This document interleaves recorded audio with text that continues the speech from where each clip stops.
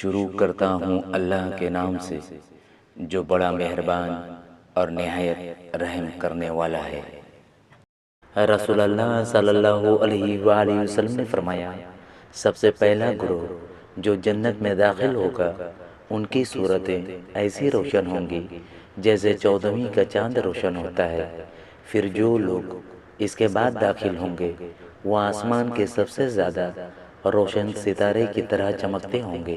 نہ تو ان لوگوں کو پیشاب کی ضرورت ہوگی، نہ پاخانے کی، نہ وہ تھوکیں گے، نہ ناک سے آلائش نکالیں گے۔ ان کے کنگھے سونے کے ہوں گے اور ان کا پسینہ مشک کی طرح ہوگا۔ ان کی انگیٹھیوں میں خوشبودار عود جلتا ہوگا، یہ نہایت پاکیزہ خوشبودار عود ہوگا۔ ان کی بیویاں بڑی آنکھوں والی حوریں ہوں گی، سب کی صورتیں ایک ہوں گی، یعنی اپنے والد آدم علیہ السلام کے قد و قامت پر 60 ہاتھ اونچے ہوں گے۔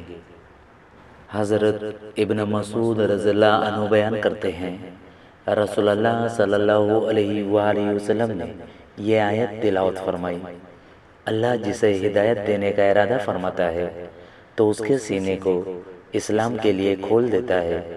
پھر رسول اللہ صلی اللہ علیہ وآلہ وسلم نے فرمایا، نور جب سینے میں داخل ہو جاتا ہے تو سینہ کھل جاتا ہے۔ عرض کیا گیا، اللہ کے رسول، کیا اس کی کوئی علامت بھی ہے جس کے ذریعے اس کا پتہ چل سکے؟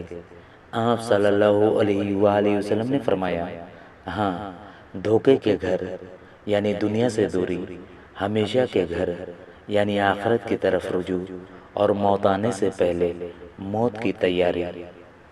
حضرت فضلہ رضی اللہ عنہ سے مروی ہے کہ انہوں نے نبی صلی اللہ علیہ وآلہ وسلم کو یہ فرماتے ہوئے سنا ہے، اس شخص کے لیے خوشخبری ہے جسے اسلام کی طرف ہدایت مل گئی اور اس کی روزی بقدر کفایت ہو اور وہ اس پر قناعت کرے۔